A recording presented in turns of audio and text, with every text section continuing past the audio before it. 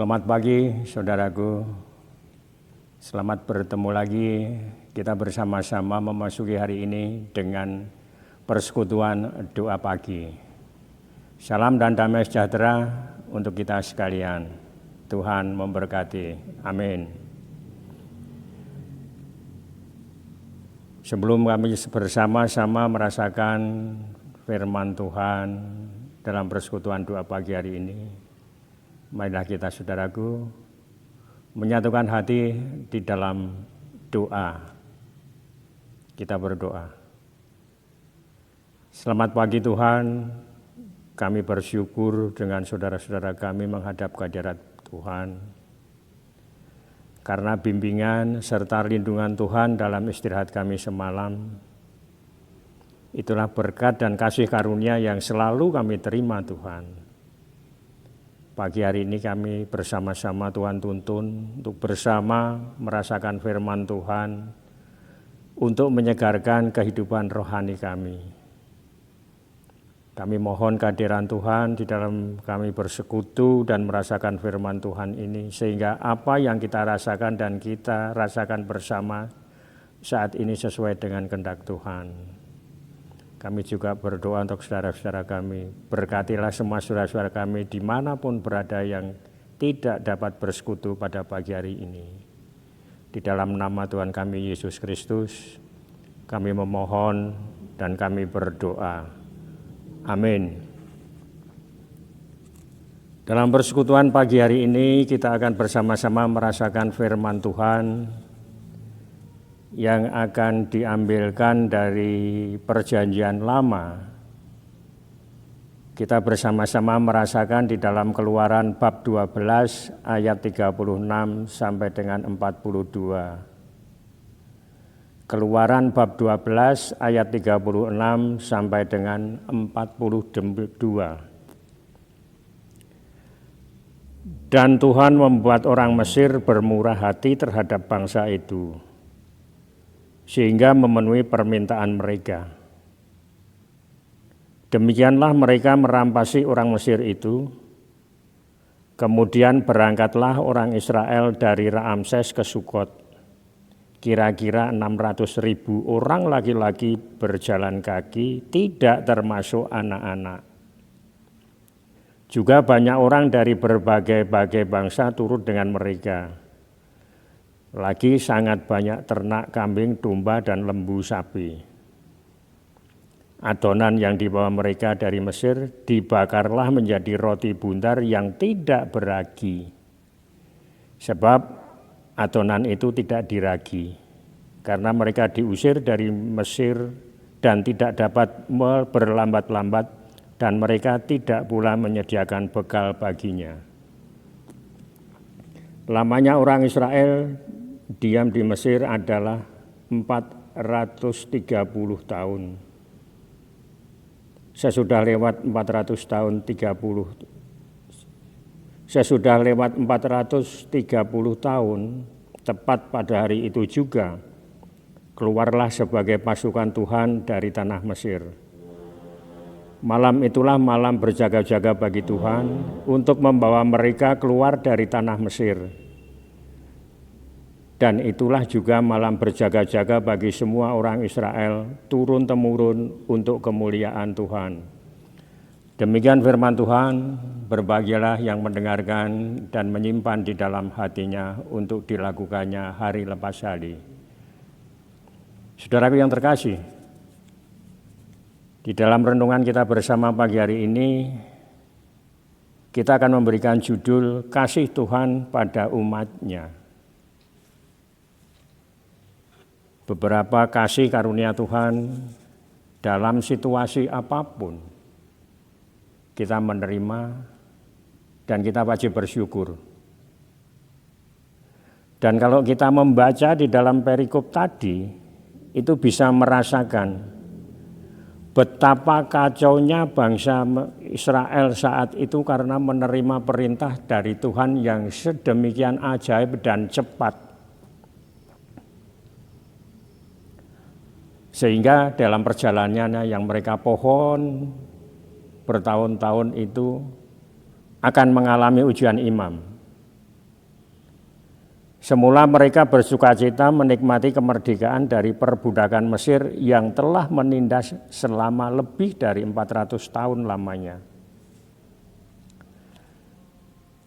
Mereka sangat bersemangat dan tekad bulat di bawah kepemimpinan Musa untuk menuju tanah perjanjian, tanah Kanaan yang makmur walaupun harus melewati panas dan padang pasir.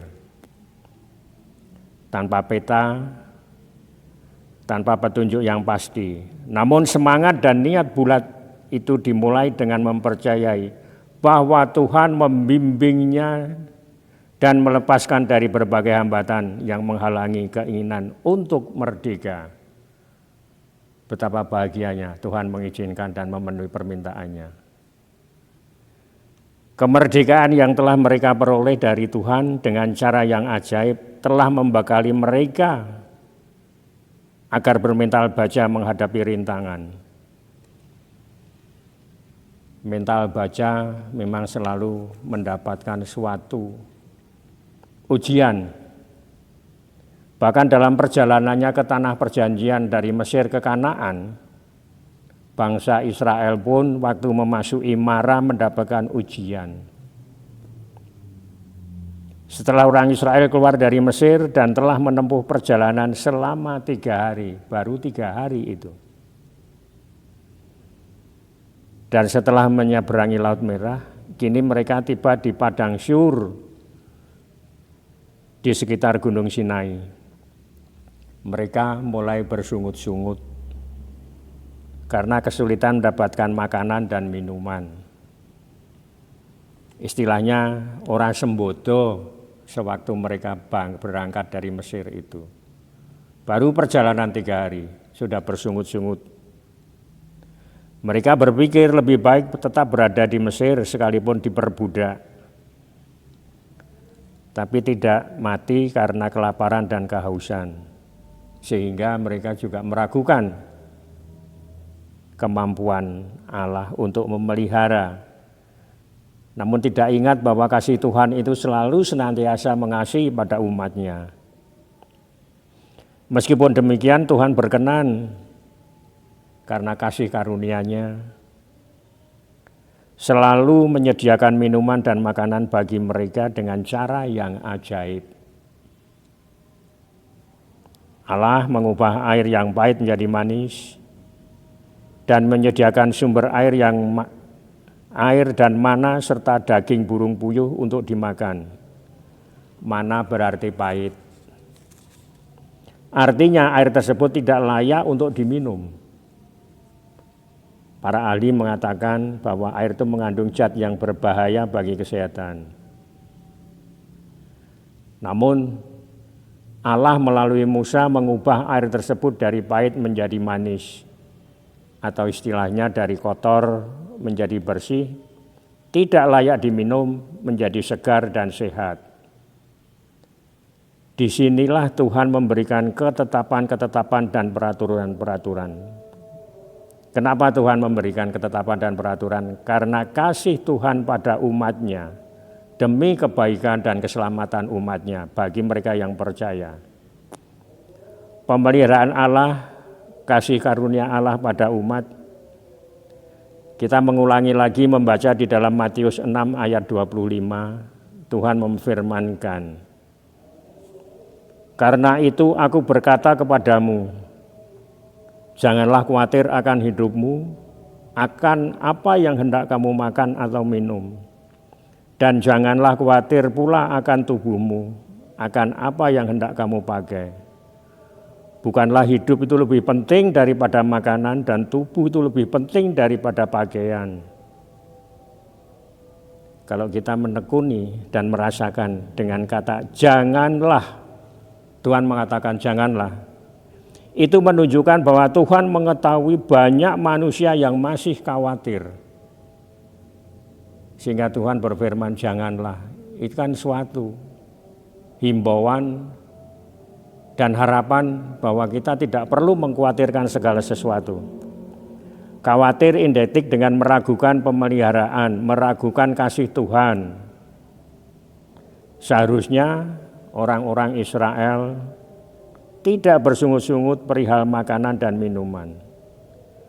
Berulang kali mereka telah mengalami dan melihat sendiri bagaimana pemeliharaan Allah, bagaimana kasih karunia Tuhan pada umatnya.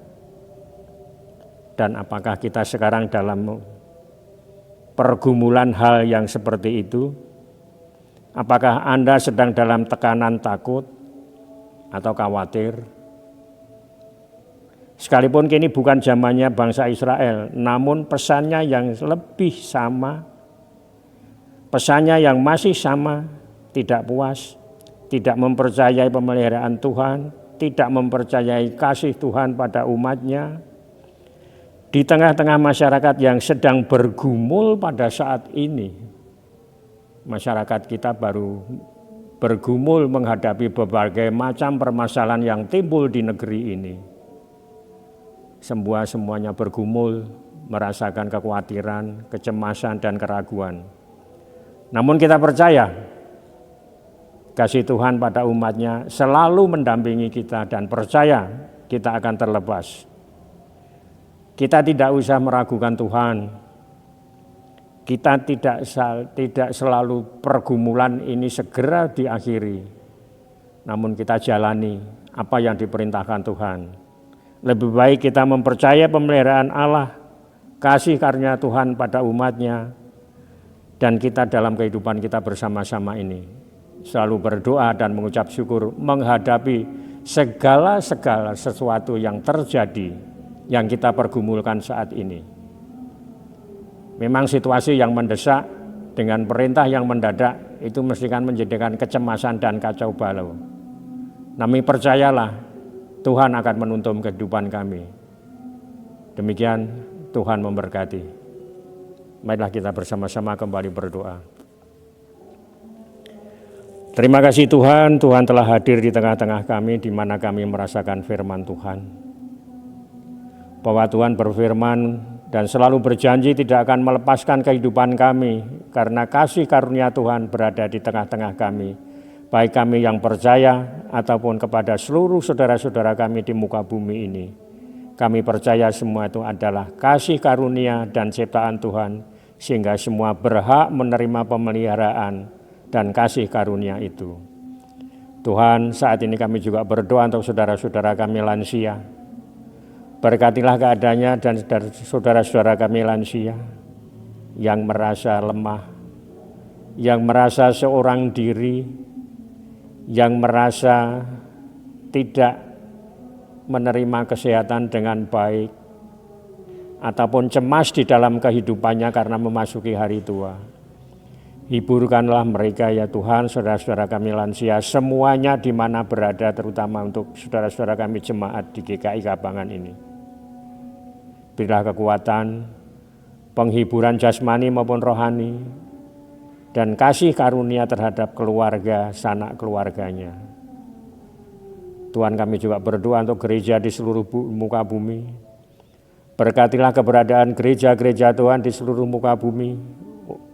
Sebab di dalam gereja Tuhan memakai para gembalanya untuk mengabarkan kabar kegembiraan dan kabar baik untuk umat. Itulah fungsi gereja, sehingga saudara-saudara kita merasa damai dan sejahtera dan tentram karena penghiburannya. Berkatilah para petugasnya ya Tuhan, baik pendeta, majelis maupun di dalam saudara-saudara kami yang terlibat di dalam pelayanan. Berkatilah bersama keluarganya ya Tuhan. Dan bila mana kami berdoa, kami juga berdoa untuk bangsa dan negara kami. Bangsa dan negara kami baru menghadapi segala macam kesulitan yang ada di tengah-tengah ini. Namun kami percaya kesulitan yang kami terima adalah tidak sebanding dengan kekuatan yang Tuhan berikan kami untuk menanggulanginya. Terbukti bahwa pimpinan bangsa dan negara kami telah Tuhan memberikan kebijaksanaan untuk penanggulangannya, baik menghadapi virus pandemi, baik menghadapi gempa bumi, baik menghadapi banjir bandang ataupun angin tofan dan letusan gunung berapi. Semua Tuhan memberikan kekuatan pimpinan bangsa dan negara kami untuk menanggulangi demi kemakmuran dan kesejahteraan bangsa dan negara kami. Sehingga bijaksanaan itu ya Tuhan kami rasakan Itulah damai sejahtera dan kasih karunia Tuhan yang Tuhan berikan melalui pimpinan bangsa dan negara kami. Bapak Presiden beserta wakil, berkatilah ya Tuhan, gembalakanlah di dalam memimpin negara ini. Berilah rasa takut, kekuatan dan kesehatan yang didukung oleh keluarganya. Begitu pula untuk para negarawan yang berpikir untuk bangsa dan negara ini. Tanpa campur tangan Tuhan, para negarawan itu tidak bisa memenuhi kebijaksanaan-kebijaksanaannya untuk mensejahterakan rakyat dan bangsanya ya Tuhan. Berilah kemampuan, berilah rasa kejujuran, percaya diri dan kesehatan sehingga mereka mampu untuk melaksanakan tugas-tugas kenegaraannya. Begitu pula untuk saudara-saudara kami yang menjaga keamanan negeri ini ya Tuhan, baik di dalam tubuh ABRI maupun Polri. Berkatilah dan berikan kekuatan di dalam melaksanakan tugas menghadapi situasi negara untuk menjaga keamanan dan ketenteraman negeri ini. Tuhan, kami juga berdoa untuk saudara-saudara kami yang terlibat di dalam medis. Kiranya Tuhan memberikan kekuatan, kesehatan, dan perlindungan akan penanggulangannya virus yang melanda dunia, khususnya di negeri ini. Bila kekuatan dan kesehatannya Tuhan, sehingga di dalam melaksanakan tugas kemanusiaan itu selalu mendapat bimbingan dan perlindungan dari Tuhan. Demikian Tuhan, bila mana dalam kehidupan kami banyak terselip dosa hingga saat ini, karena tidak sesuai dengan apa yang Tuhan perintahkan, jalan kehidupan kami hari lepas hari selalu jatuh di dalam godaan. Maka dari itu, ampunkanlah dosa dan kesalahan kami yang telah kami perbuat ya Tuhan. Di dalam nama Tuhan kami Yesus Kristus, kami berdoa dan kami memohon. Amin.